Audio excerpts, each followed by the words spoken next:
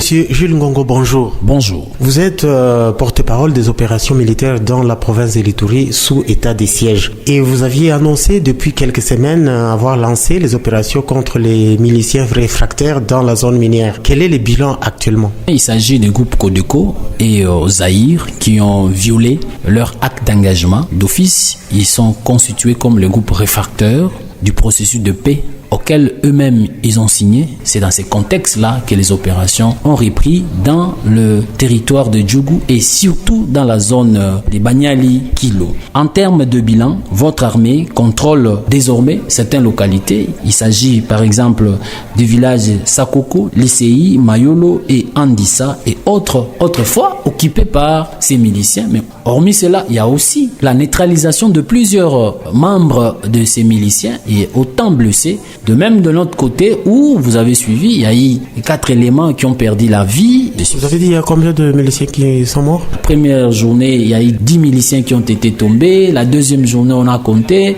Mais l'essentiel pour nous, que nous voulons neutraliser définitivement tous ces groupes armés réfractaires au processus. Que leur histoire reste dans le passé. Ce n'est pas pour la première fois que vous avez mené des opérations d'envergure contre les miliciens. Nous nous souvenons de Ouago, de zone de Kobu. Il y a eu beaucoup d'opérations appuyées par les hélicos militaires.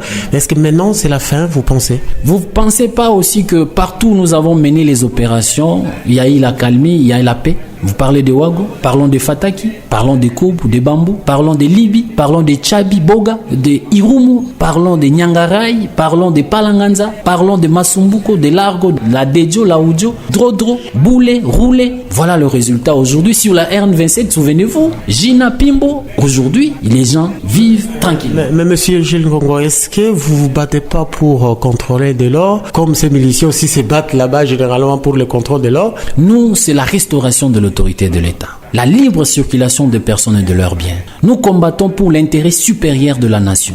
Nous combattons également pour la justice, la paix, la tranquillité, la cohabitation pacifique entre les populations ituriennes. Est-ce que pour faire de l'or, il faut tuer l'autre? Est-ce que pour exploiter l'or de manière artisanale, il faut chasser l'autre? Non. Le mine pour les forces armées, pour l'État congolais, doit être un lien qui fédère les communautés, non pas ce qui divise les communautés. 6 sujets chinois ont été tués dans la zone minière où vous combattez les miliciens. Comment est-ce que vous n'avez pas pu le protéger?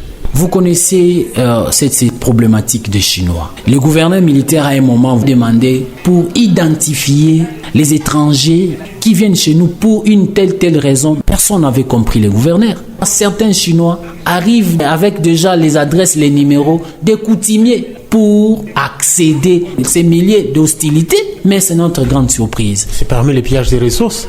Évidemment, notre élite est noble. Nous combattons pour aussi protéger nos ressources. Peut-on vraiment dire que l'armée congolaise contrôle la province de l'Ituri qui est plus vaste que le Rwanda? Je dirais la situation est sous contrôle. Partant des faits sur terrain, partant de le retour de la population dans leur milieu d'origine.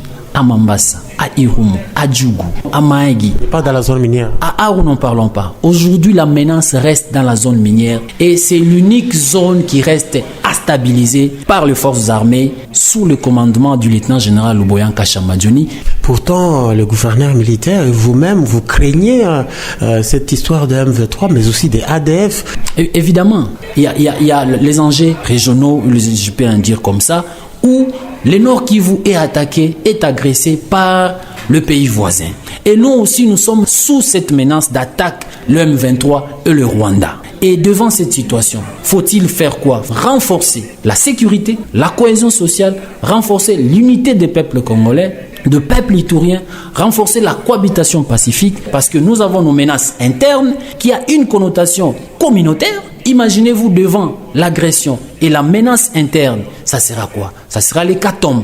Et justement, on a appris que vous avez arrêté même certains suspects par rapport au M23 et il y a même des opérations de sécuritaires qui continuent pour boucler et dénicher certains. Évidemment, nous avons arrêté des acteurs politiques, candidats malheureux aux élections. Ils se sont alliés au M23.